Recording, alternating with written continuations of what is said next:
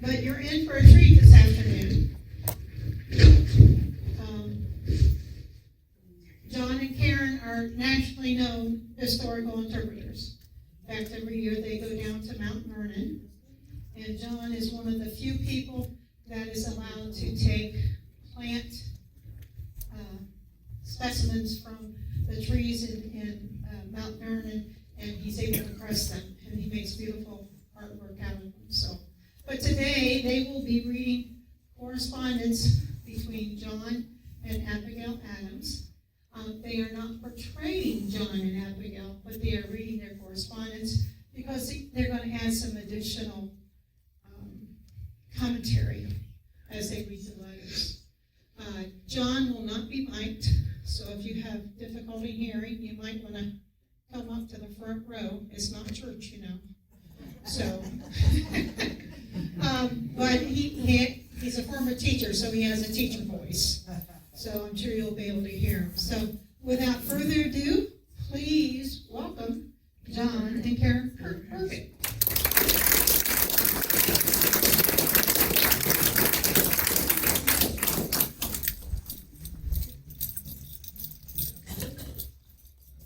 Well, good day to you all.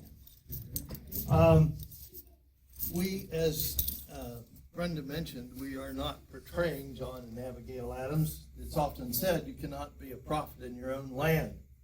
So when I walk out here, you know me as John Burkett, nothing else. And I cannot be John Adams. But he was a very interesting character. They were a very admirable couple. And as we try to point out to you the trials and tribulations, and we're actually going to start our presentation in 1775, which is the beginning of the Second Continental Congress. Now, the First Continental Congress was in 1774. The members were elected from the various colonies to attend this gathering in Philadelphia. It was kind of a suggestion from the Virginia Common Community or Committee, Virginia Committee. A bunch of Virginians said, we need to get together. And of course, backing way up into the early or 1750s was the French and Indian War. Now, the French and Indian War, of course, spawned this particular flag right here by Benjamin Franklin. He printed this cartoon, if you will, in the Philadelphia Gazette, and it pertained to the French and Indian War situation, but later on is very apropos for the Declaration of Independence. Well, just to give you a quick example, 1775, there were two forms of communication. That's it. The one that we are doing now, speaking, and this, the quill. Not a fountain pen, not a ballpoint pen, a quill. Now, there was printing, of course. Yes, Benjamin Franklin had the Pennsylvania Gazette and did a lot of printing. But the word was either printed or written or spoken. That's it. If you wanted to communicate with someone, you wrote it on a piece of paper and you sent it. Now, sending was very different. You had a post road. Yes, Benjamin Franklin was a lot to do with the development of post roads and dissemination of information around the country, but it was slow, very slow. If you took a voyage to England, going to England, it would probably take you 30 to 35 days, depending upon the weather, because you're sailing from west to east, and that's the way that basically the winds flow. When you're coming back from Europe to Americas, it's going to take you maybe 40, 45 days. Because they can't come straight against the wind, they have to zigzag, or what they call tacking and sailing. So it's a much longer trip. If I want to travel, and John Adams traveled from Braintree, Massachusetts. I hope you recall or have some idea where Boston is. Well, Braintree is a little town outside of Boston, about 12 miles, and that's where John and Abigail Adams lived. She was actually from a little town called Weymouth. Well, when he left home and went to Philadelphia, in excess of 350 miles by horseback or carriage, it took about 3 weeks to travel that distance. So we think of time and traveling, we could probably make it from here to Philadelphia in a day's time. Not back then. It was far, far different. As we're talking about all of these things and sharing these letters, please keep that in mind. The quill and travel was very slow. I may interject one other thing. When you sent a letter, the sender did not pay for it. The receiver paid for when the letter was given to them. Just a thought, as many letters as we wrote back and forth, think what that would have cost in today's currency. As the letter writing goes, of course, I would be in my quarters and not out amongst the people. So I am going to disrobe, if you will. But there is a communication that I'd love to share with you. And by the way, these are how the letters were sent. They're very small, about 1 page, unless you were a lawyer and sending communications of legal matters, etc., etc. But the little red blotch on the back is the seal. My seal with an A for Adams. They're addressed, given to the post. They're not huge letters because the post had to put many letters in a pouch. The postwriter, as he was called. There's one that I sent to Abigail that I want to start with that I think is very, very interesting. You see they were folded in a specific manner. This is pertaining to the way things occurred in the Continental Congress. He says, I long to be home, but I cannot say when. I will never leave the Congress until it adjourns, and when it will adjourn, I cannot say. We have fine opportunities here to serve Boston and Massachusetts. Now, he's in Philadelphia, but he's saying we're taking care of Boston, of Massachusetts, by acquainting the whole continent with the true nature of them. The spirit of principles of liberty are greatly advanced by our conversations. Please note the manner of speaking and writing that these people did in 1775. They were very learned people. And the manner in which they spoke is far different than how we speak today. Yet I am worried to death with my life, with the life that I lead. This assembly is like no other that ever existed. Every man is a great man, an orator, a critic, a statesman. Therefore, every man upon every question must show his greatness and his oratory, his criticism, and his political abilities. They're trying to show off. 56 guys are trying to impress each other. That's what they're trying to do.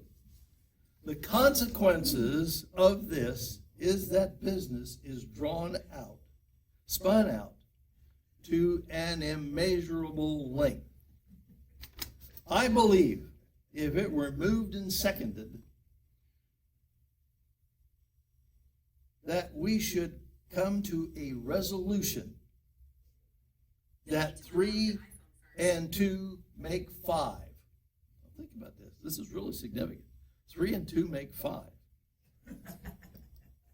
We should be entertained with logic, rhetoric, law, history, politics, and mathematics concerning the subject for 2 whole days. Only then would we pass a resolution unanimously in the affirmative. Meaning they can argue about everything. And they did. And thank God they did. Because they're embarking on one of the most important things that's ever happened in this country. Now, if you will, we would like to proceed with letters between John and Abigail.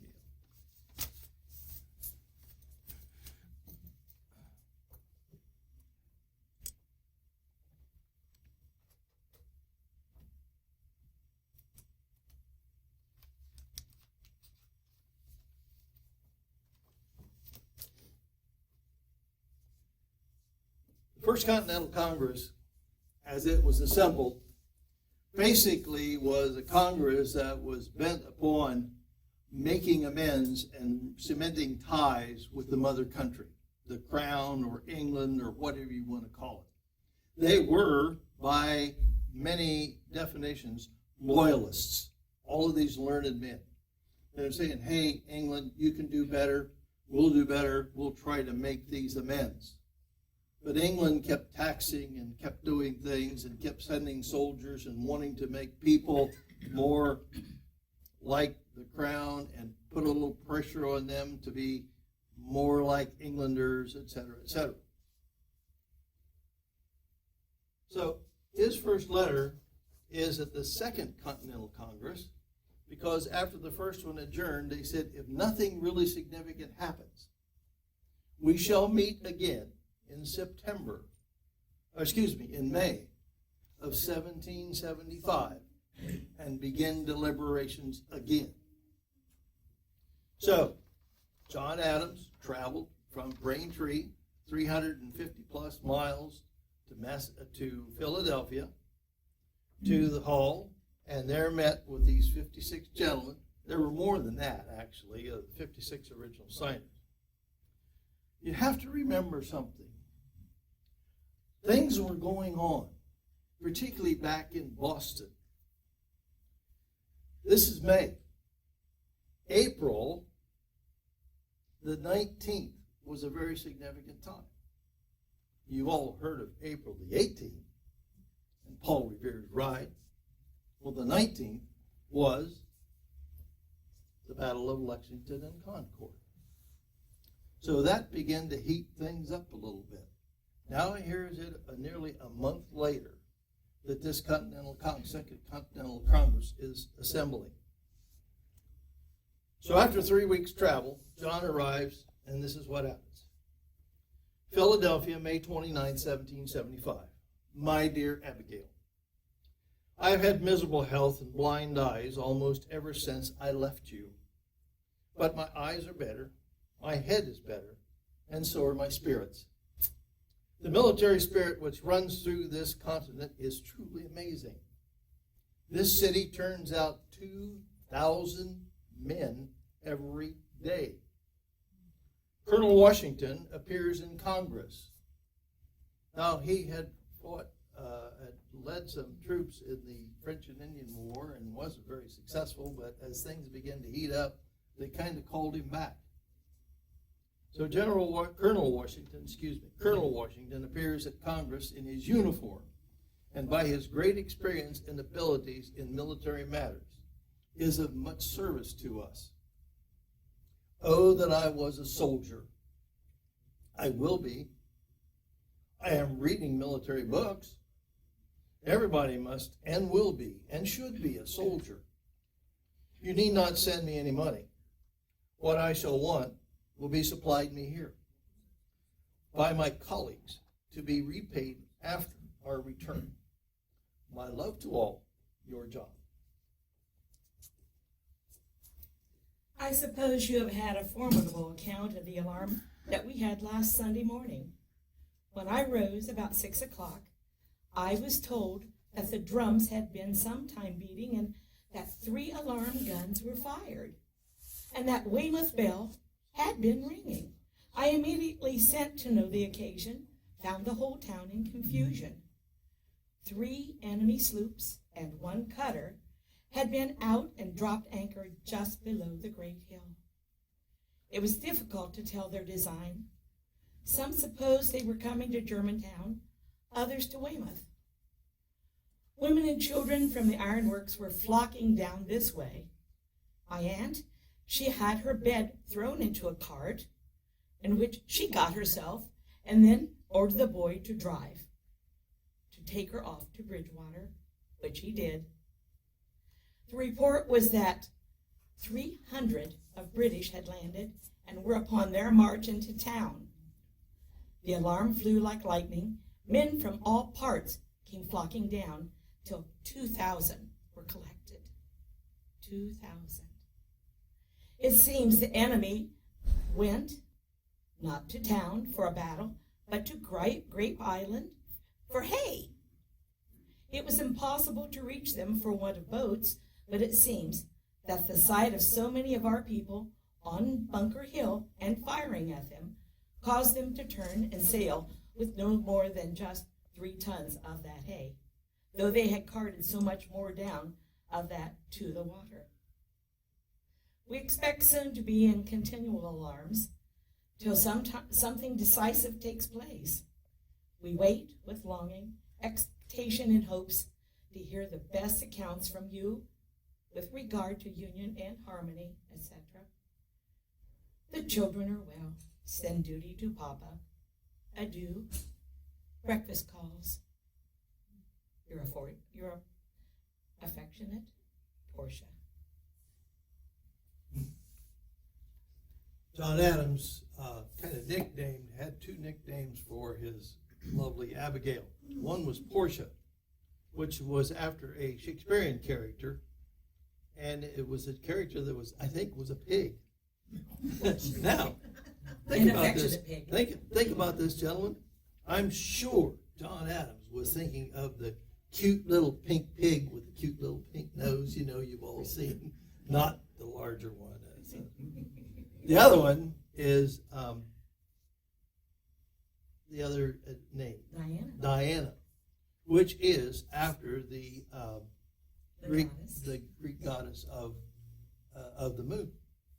So they use those terms back and forth rather than calling each other John and Abigail all the time.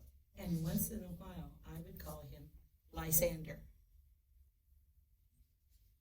He will explain that. Which is a Spartan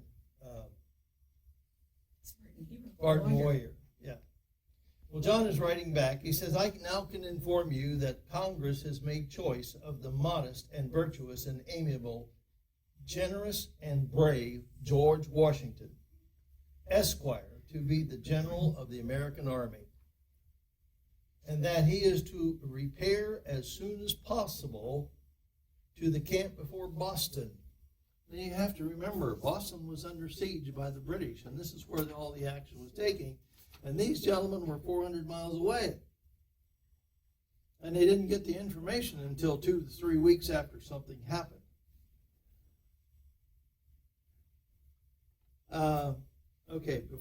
This appointment will have a great effect in cementing and securing the union of these colonies.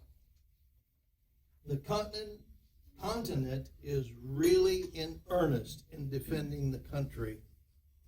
He's saying the pressure is building for us to do something.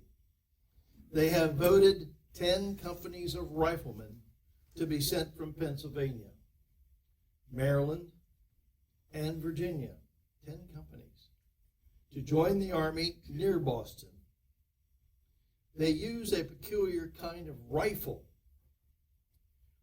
It has circular grooves within the barrel, and it carries the ball at great exactnesses and great distances. The riflemen are the most accurate marksmen in the world. Now, the Britishers, if you recall, had a weapon called a Brown Bess, which actually shot about a 3/4 of an inch diameter lead ball. But it was a smooth bore, and you could aim here and hit over here, or you could aim here and hit up there. It wasn't very accurate. But by putting riflings in a barrel, which actually twisted, they were made with twists, as the ball come out, it was spinning round and round and round. Now, I hate to revert to the 21st or 2nd century, but if you've seen anyone throw a projectile such as a football, if it is spinning, it goes a little bit farther and a little bit more accurate. If it flops around, you never know where it's going. So that's what he was referring to as increasing the accuracy of these weapons by rifling the barrels. And the other thing, too, British military was like a chess game. All the generals and the big brass were up on the hill directing men where to go. And these poor slobs were down here shooting straight on at each other. Well, the Americans said, no, that's not right. We're going to hide behind trees and shoot at them. They can't hit us, but we can hit them. So that was a change kind of in warfare as things went along. We now expect our seacoasts ravaged.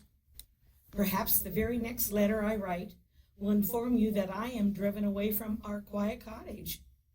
We live in continual expectation of alarms. Courage, I know I have in abundance. Conduct, I hope I shall not want. But gunpowder, where shall we get a sufficient supply? Every town is filled with distressed inhabitants of Boston. Our house, among others, is deserted, and by this time, like enough, it has been made into a barracks. I do not wonder at the regard the ladies express for a soldier, though. Every man who wears a cockade appears of double the importance that he used to, and I feel a respect for the lowest in the army. I hope we shall see each other again, rejoice together in happier days. Your Portia.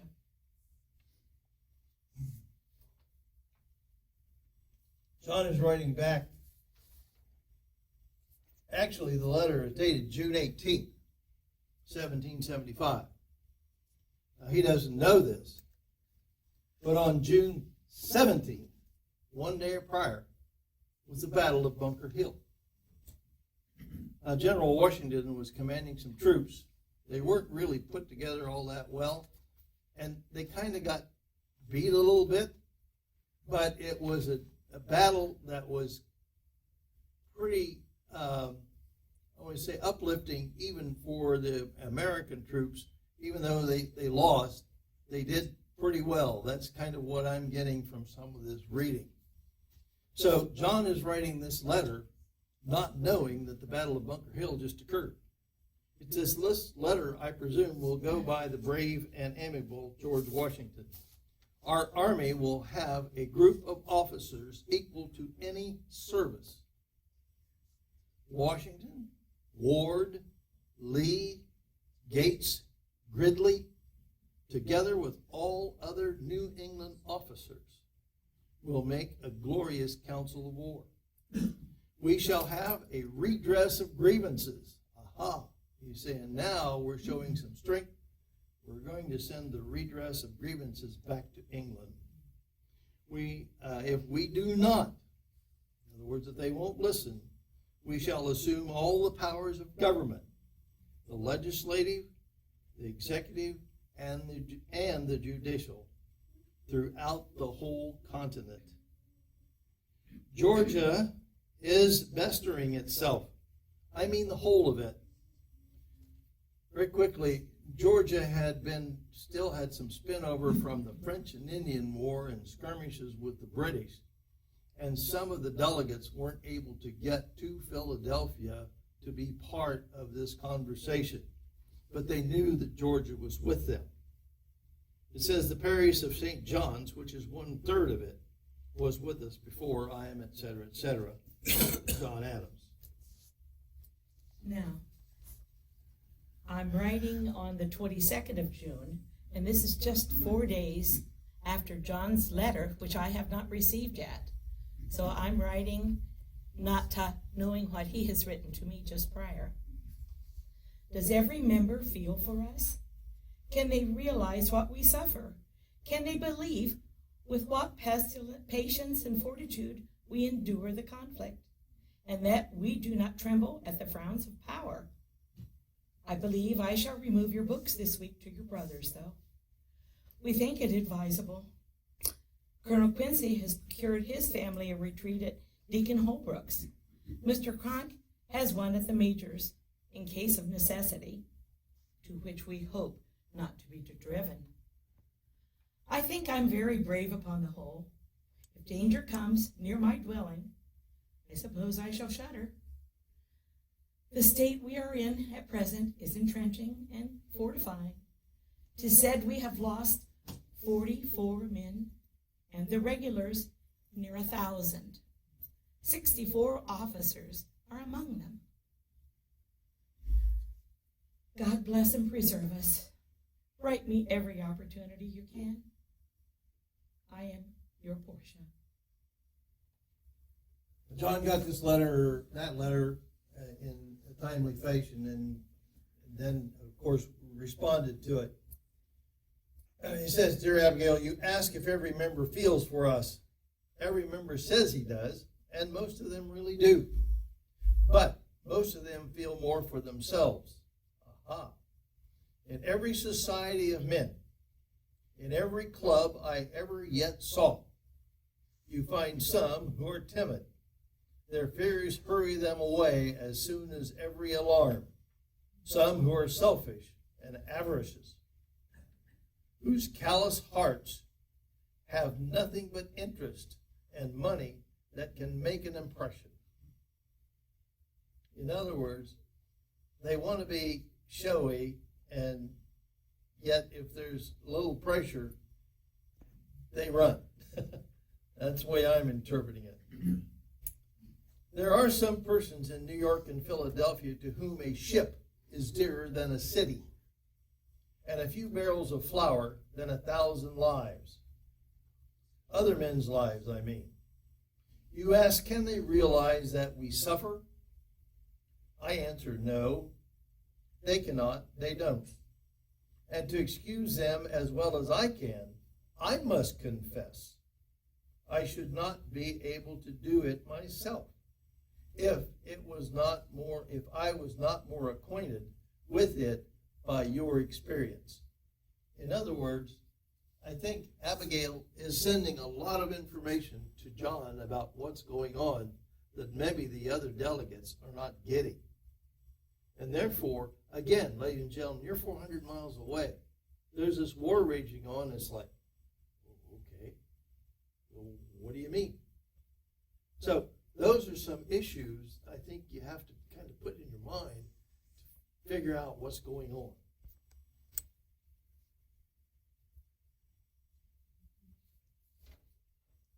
Yes, you really are a brave bride, dear. You are a heroine, and you have reason to be. For the worst that can happen can do you no harm.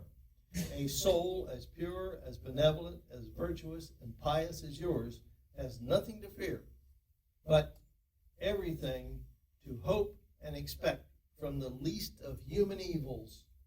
I am forever yours, John Adams. The present state of the inhabitants of Boston is that the most abject slaves under the most cruel and despotic of tyrants.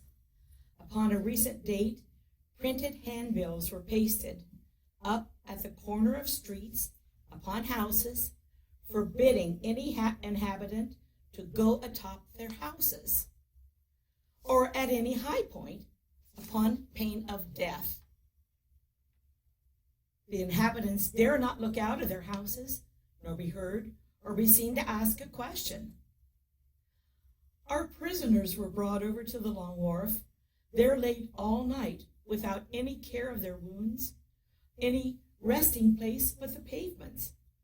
And until the next day, then they were exchanged to go to the jail. God will, I hope, restrain their malice. John writes back, your description of the distresses of worthy inhabitants of Boston and other seaport towns is enough to melt a heart of stone. He's beginning to see what's happening.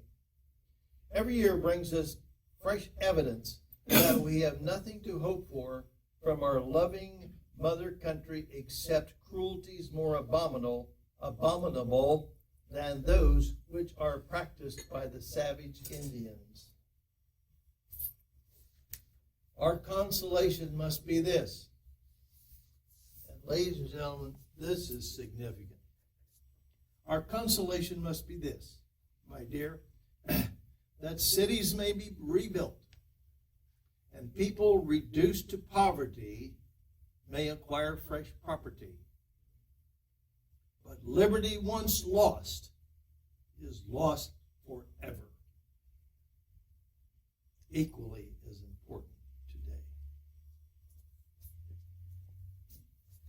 We live in continual expectation of hostilities.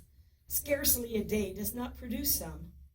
But like good Nehemiah, having made prayer with God, we set people with their swords, their spears, and their bows, and say, be not afraid of them. Your brother is very desirous of being in the army, but your good mother is really violent against it. I cannot persuade nor reason her into a consent. Neither he nor I dare let her know that he is trying for a place. My brother has a captain's commission and is stationed at Cambridge.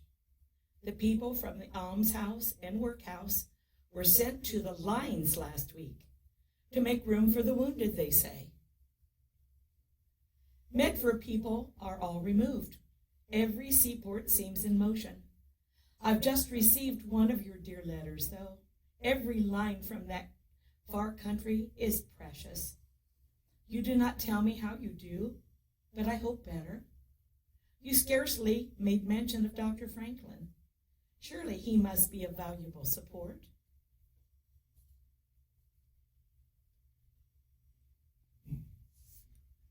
He says, I have this morning been out of town to accompany our generals, Washington, Lee, and Schuyler, a little way on their journey to the American camp before Boston. The three generals were all mounted on horseback, accompanied by Major Mifflin, who is gone in the character of aide-de-camp. All the delegates from Massachusetts and their servants and carriages attended. Music playing, etc., etc. Such is the pride and pomp of war. They was giving General Washington a send-off to go back to go to Boston. The Lee that they mentioned is Henry Lee, also known as Light Horse Harry Lee. He is the father of General Robert E. Lee, who later on appears in the Civil War.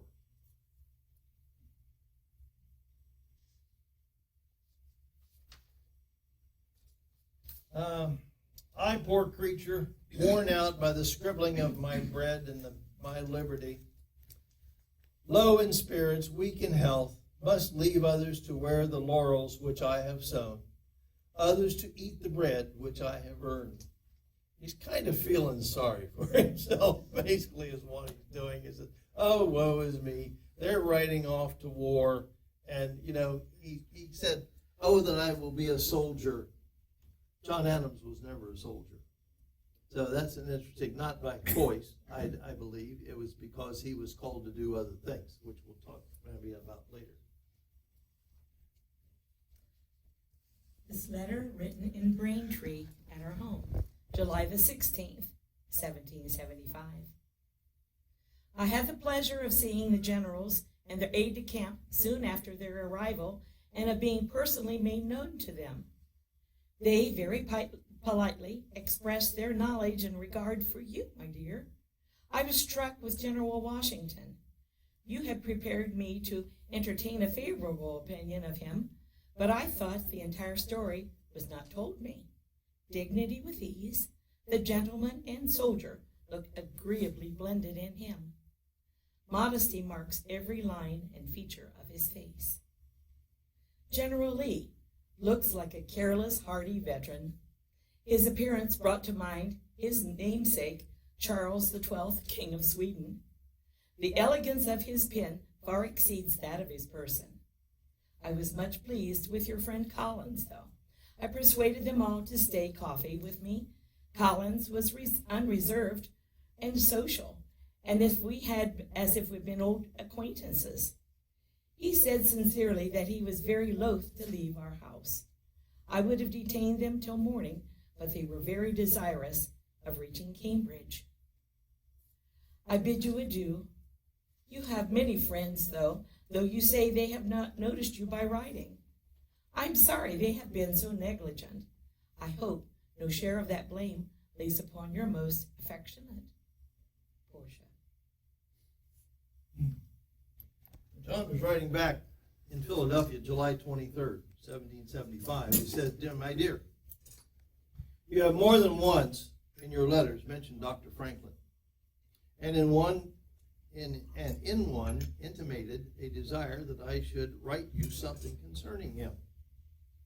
Dr. Franklin has been very consistent in his attendance in Congress from the beginning. His conduct has been composed and grave, and, in the opinion of many gentlemen, very reserved. He has not assumed anything, nor affected to take the lead, but has seemed to choose that the Congress pursue its own principles and sentiments and adopt its own plans." Now think about what he's saying. He's talking about Benjamin Franklin. But he seems to think us, that is, Dr. Franklin, he seems to think us indecisive and backwards. He sees us at the present to be at an odd state. Neither peace nor war, neither dependent nor independent. But he thinks we shall soon assume the character more decisive. He thinks that we have the power to preserve ourselves, and that even if we should be driven to the disagreeable necessity of assuming a total independency and set up a separate state, we could maintain it. The people of England have thought that the opposition in America was wholly that owing to Dr. Franklin.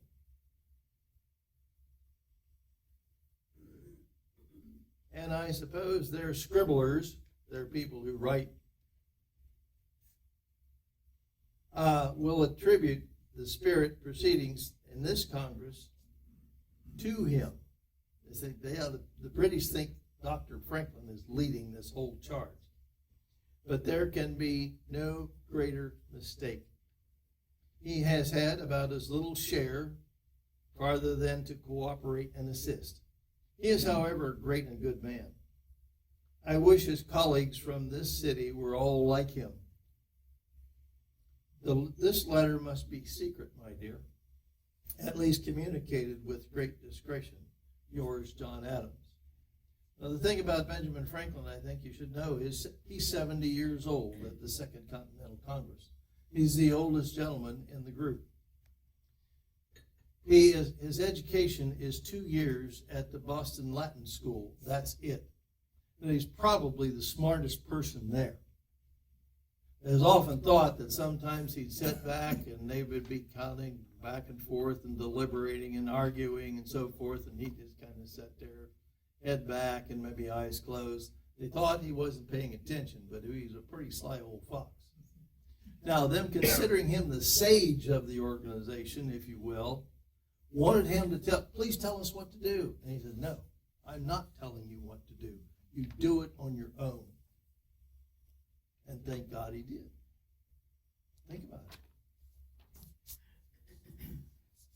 10th of September, 1775. Dearest friend, I suffer greatly between my inclination to have you return and my fear that you should be a partaker of the common calamity of dysentery. Dysentery has struck. With full measure, our town has been struck. One of our visitors from Boston has incurred great distress, and a most violent dysentery was the consequence of his complaints. There was no resting place in our home for his terrible groans. 2 days after his condition began to dissipate, I was seized with the same disorder in a violent manner. The next person in the same week was Cousin Susie. She was carried home. I hope she will not be very bad. Our little Tommy was the next, and he was very ill until now that there is some abatement at present of his disorder. The desolation of war is not so distressing as the havoc made by this pestilence. Some poor parents are mourning the loss of 3, 4, 5 children. Some families have been wholly stripped of every member. Destroy this letter. Such a doleful tale it contains can give no pleasure to anyone. Our other children are well. Send duty to Papa. The smallpox. In a natural way, smallpox without benefit of preparation was never more mortal than this distemper has proved in this town and many neighboring. I am most affectionately yours, Portia. So she's saying that, things have really been bad in Boston, in Boston area. The Army's assembling there. One of the things that happened, ladies and gentlemen, was you had thousands of men coming together with no, quote, facilities. No barracks, no tents, no nothing.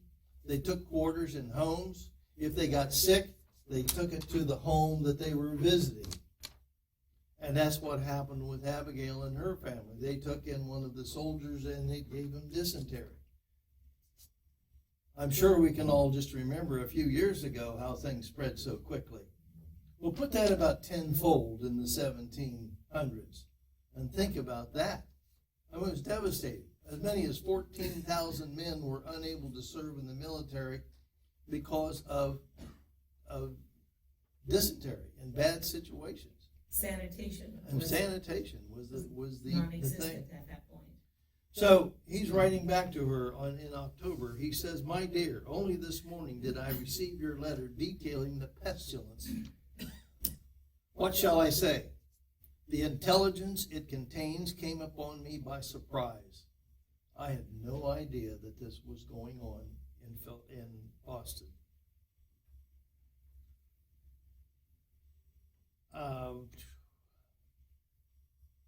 As I never had the least intimation before that any of my family was ill.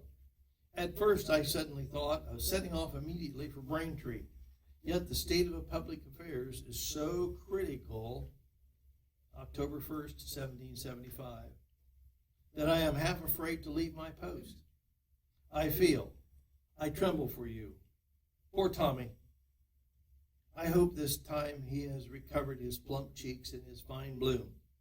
I rejoice to learn that Nabby and her brothers have hitherto escaped, and pray God that this goodness may still be continued upon them. Your description of the distressed state of the neighbors is affecting indeed.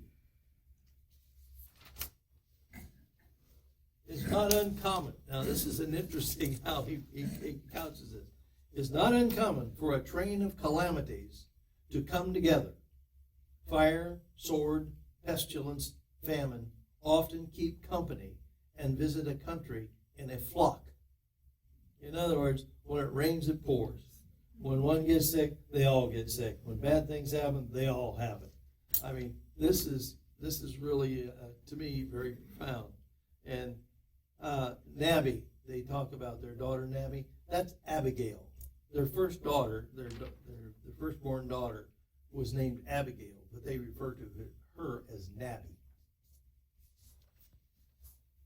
My letter in Weymouth, October the 1st, the same day as my husband's letter that I have not received yet.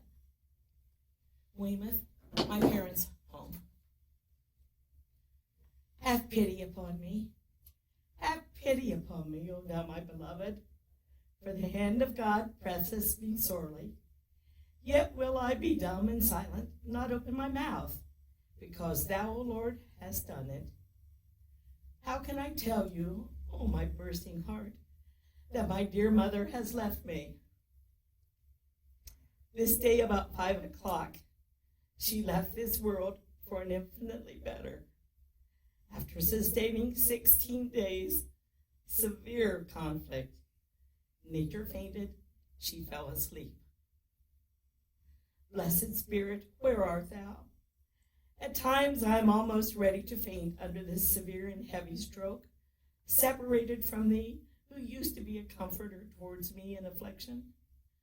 But blessed be God, his ear is not so heavy that he cannot hear, and he has bid us call upon him in time of trouble. My dear, you have often expressed your anxiety for me, surrounded with terrors, but my trouble is as small dust in the balance compared to what I have since endured.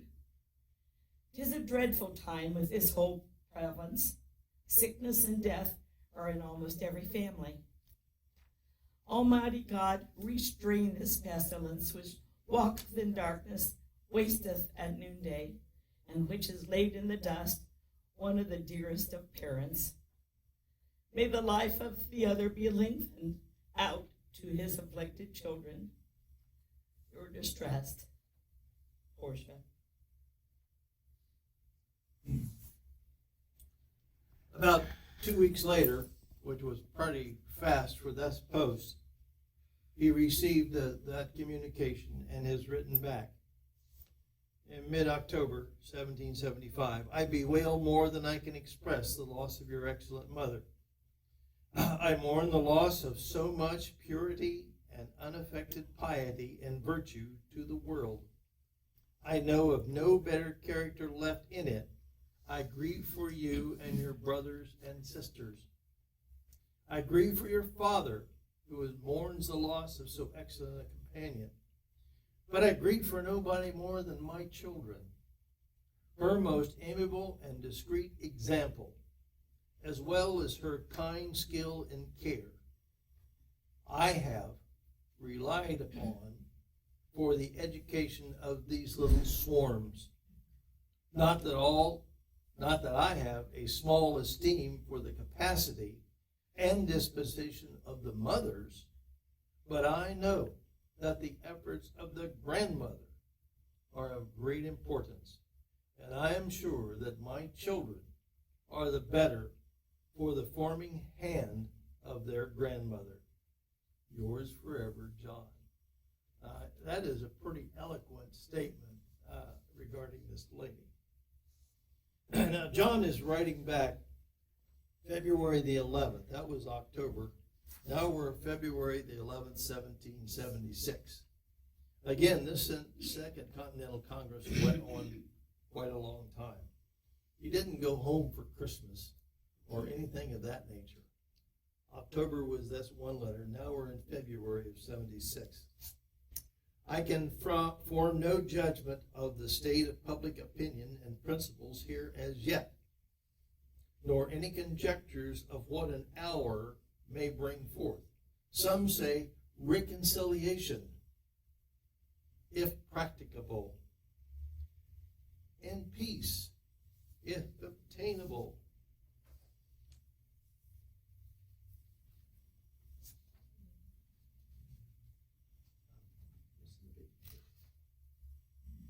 You very well know this maximum would be as agreeable to my inclination as any man's.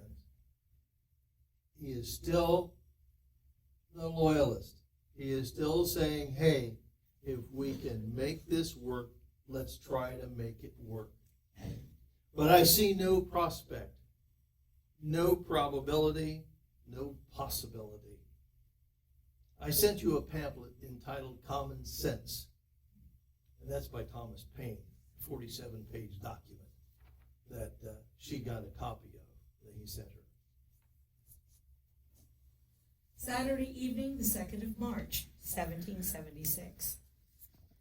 I'm charmed with the sentiments of the common sense booklet you sent, and wonder how an honest heart can honestly hesitate one moment at adopting these principles. I want to know how the sentiments are received in Congress, though. I dare say there would be no difficulty in procuring a vote from all the assemblies in New England for independency now. Her letters continued. The next day, Sunday evening, the 3rd of March. I continue my journal so that you may know what has permeated the life of your humble family. I went to bed after 12, but got no rest. The cannons continued firing. My heart beat at peace with them all night long. We have had a pretty quiet day today, but what tomorrow will bring, God only knows. And the letter she continued to the next, Monday morning. I went to bed again about 12, rose a little after 1. I could no more sleep than if I had been in the engagement itself. The rattling of windows, the jar of the house, and the continual roar, 24-pounders, the bursting of shells, gives us such ideas. I am too much agitated to write as I ought, and languid for want of rest. Our little ones send duty, though. Tommy has been very sick with what is called the scarlet or purple fever, but has got about again, thank goodness. You will excuse this very incorrect letter. Adieu. Pray write me every opportunity. Yours, Portia. This is just a quick note. In March, the end of March 1776, we are taking precautions to defend every place that is in danger. Virginia will be defended, well defended. So will New York. So will South Carolina. America will ere long raise her voice aloud and assume a bolder air. Remember me as you ought. My next letter was written only 2 days after John has written his, so it has not been received in Braintree by me. And Abigail writes this March 31st. I wish you would ever write me a letter half as long as I write you. Tell me, if you may, where your fleet is gone. What sort of defense can the Virginians make against our common enemy? Is Virginia situated as to make an able defense? Are not the gentry all lords and the common folk all vassals? Are they not the uncivilized natives that Britain represents us all to be? I hope the Virginia riflemen, who have shown themselves to be very savage, even bloodthirsty, are not a specimen of the generality of our colony. I long to hear that you have declared an independency. And by the way, Now here it comes, ladies. and by the way, in the new code of laws, which I suppose it will be necessary for you to make, I desire you to remember the ladies. Be more generous and favorable to them than your ancestors were. Do not put such unlimited power into the hands of the husbands. Remember, all men would be tyrants if they could. If particular care and attention is not paid to the ladies, we are determined to form a rebellion and will not hold ourselves bound by any laws in which we have no voice or representation. That your sex is naturally tyrannical is a truth so thoroughly established as to admit of no dispute. But such of you as wish to be happy, willing give up the harsh title of master for the more tender and enduring one of friend. Why then not prohibit the vicious and the lawless to use us with cruelty and indignity, with impunity? Men of sense of all ages abhor those customs which treat us only as vassals of your sex. Regard us then as beings placed by Providence under your protection and in intimation of the Supreme Being. Make use of that power only for our happiness. Portia. Now, here is John's response. April the 14th, 1776. So he did get the letter, and he's now responding to it. He says, "You justly complained of my short letters, but the critical state of things and the multiplicity of avocations must plead my excuse. You ask where the fleet is. The enclosed papers will inform you. You ask what sort of defense Virginia can make. I believe they will make an amiable defense. Their militia and Minutemen have been some time employed in training themselves, and they have 9 battalions of regulars, as they call them, under good officers, at the Continental expense." Now that's an indication, ladies and gentlemen, that this Continental Congress is now putting money into the war effort. You know where that money's coming from? A lot of it out of their own pockets. Yes.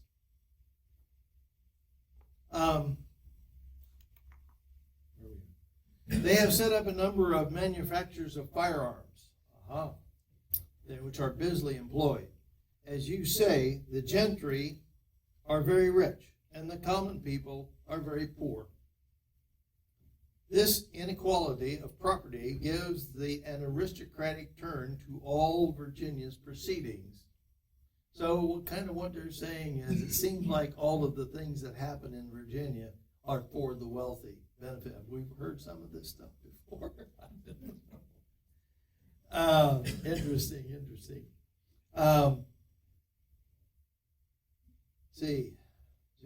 The inequality of property gives the aristocratic turn to all Virginia proceedings, and the patricians have a strong aversion to common sense. But the spirit of these barons is coming down, and I must submit, as to a Declaration of Independence, be patient.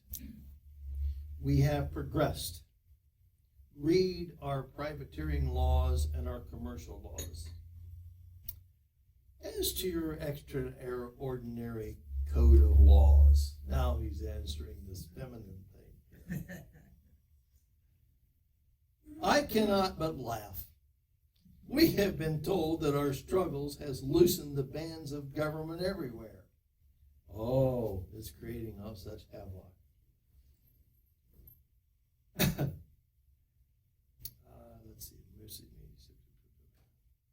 That children and apprentices are disobedient, that schools and colleges have grown turbulent, that Indians have slighted their guardians, and Negroes have grown insolent to their masters.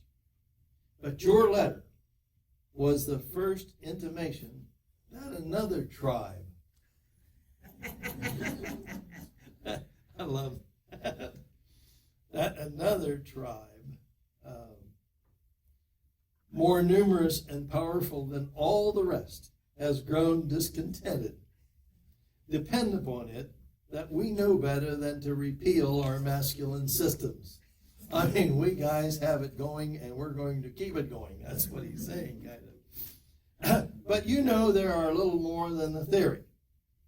We dare not expect our powers to be its full latitude, and to practice, you know, we are the subject. And in practice, you know, we are the subjects. We have only the name of masters. And rather than give this up, which would be completely subject, which would completely subject us to the despotism of the petticoat, I hope General Washington and all our brave heroes would fight. This, a rather coarse compliment, but you are so saucy.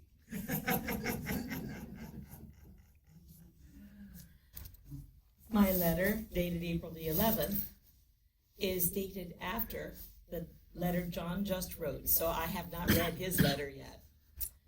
But April the 11th of 76, I take my pen and write just as I can get time. My letters will be a strange mixture. I really am weighted down about many things, scarcely know which way to turn myself. I find it necessary to be the directoress of our husbandry and farming. That's not only the land, but all the animals too. Hands are so scarce, or workers, that I have not been able to procure any. And to add this to that, Isaac has been sick with a fever for this fortnight, and that's 2 weeks. Not able to strike a stroke, whilst a multiplicity of farming business pours in upon me. To ask you yet again about your return, would I suppose be asking a question you still cannot answer? Adieu. Yours. I wish you would burn all my letters. As to my return, journeys of such length are tedious and expensive, both of time and journey, neither of which are my own. We are hastening rapidly to great events. Governments will be uprooted everywhere before midsummer, with an end to royal style, titles, and authority. Feeling, sentiment, principle, and imaginations were never more lively exercise than they are now, from Florida to Canada inclusively. The conclusion of your letter makes my heart throb more than the cannonade would. You bid me burn your letters, but I must forget you first, which he will never do. I would hope that the time may not be far distant when those things you hint at may be carried into execution. Your brother lost his youngest child with convulsive fits. Your mother as well always desires to be remembered to you. Our Nabby is sick with the mumps, a very disagreeable disorder. You have not once told me how you do. I judge you are well, as you seem to be in good spirits. I bid you a good night. All the little flock send duty. Adieu. Or shall I say, remember me as hot. I wrote back a very short but interesting one. He said, I want to walk with you in the garden, to go over to the common, the plain, the meadow. I want to take Charles in one hand and Tom in the other, and walk with you, Nabby on your right and John on your left. And by the way, that's John Quincy Adams. To view the cornfields, the orchards, I want to be with you. Your John. 4th of June, 1776. My friend, your fervent wish is mine as well. But the Congress may not stop short of independency. A government of more stability is much wanted in this colony, and they are ready to receive it from the hands of Congress. A people may let a king fall, yet still remain a people. But if a king lets his people slip from him, he is no longer a king. And as this is most certainly our case, why not proclaim to the world in decisive terms of our own importance?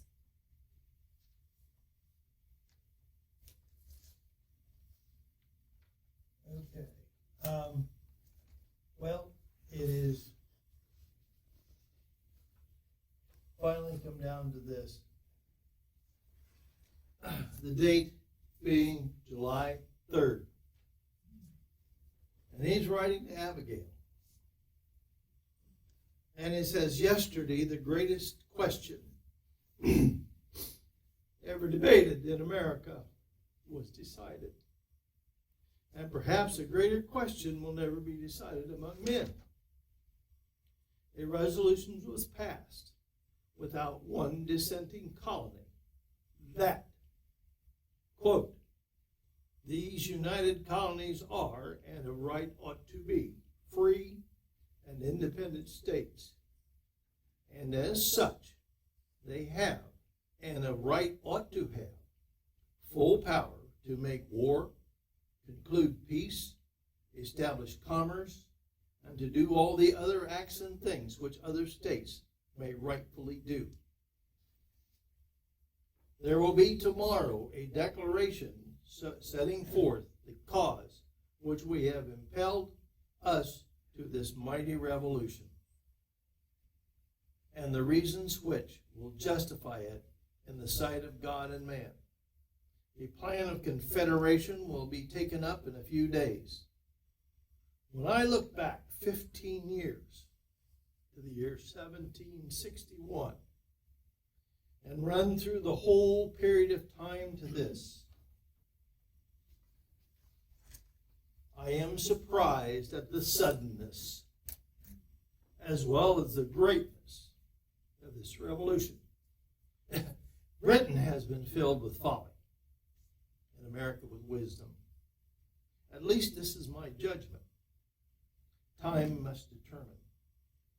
The delay of this declaration to this moment has many great advantages attending it. You're asking, why did they wait so long? The hopes of reconciliation have been totally extinguished.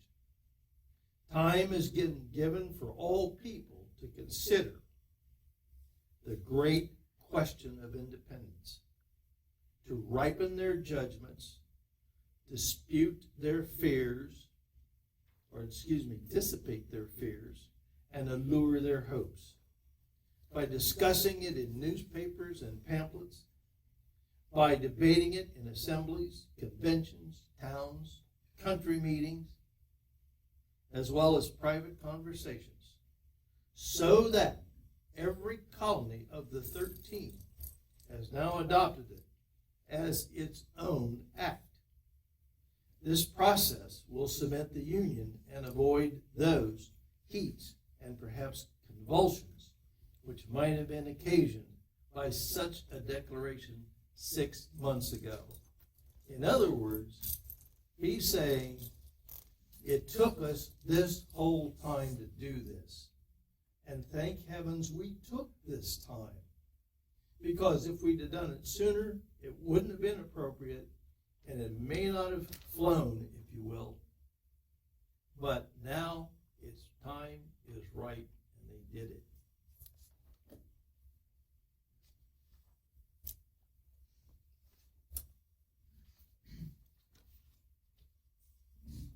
And this is a letter.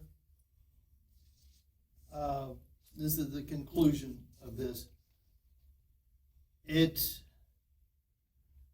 the second day of July, and I think it's a misprint. The 4th of July will be the most memorable epoch in the history of America. I am apt to believe that it will be celebrated by succeeding generations as a great anniversary festival. It ought to be commemorated as the day of deliverance by solemn acts of devotion to God Almighty. It ought to be solemnized with pomp and parade, with shows, games, sports, guns, bells, bonfires, and illuminations from one end of this continent to the other, from this time forward, forevermore. You will think me transported with enthusiasm, but I am not. I am well aware of the toil and blood and treasure that this will cost us to maintain this declaration and support and defend these states. Yet through all the gloom, I can see the rays of ravishing light and glory. I can see the end is worth more than the means, and that prosperity will triumph in this day's transactions, although we should rue it. Still kind of the whims of the royalists. We should be sad about doing this, but we've got to do it. Which I trust in God, we shall not. We shall not rue it. To the fair Diana, from her ardent and lover and obedient servant. Thank you.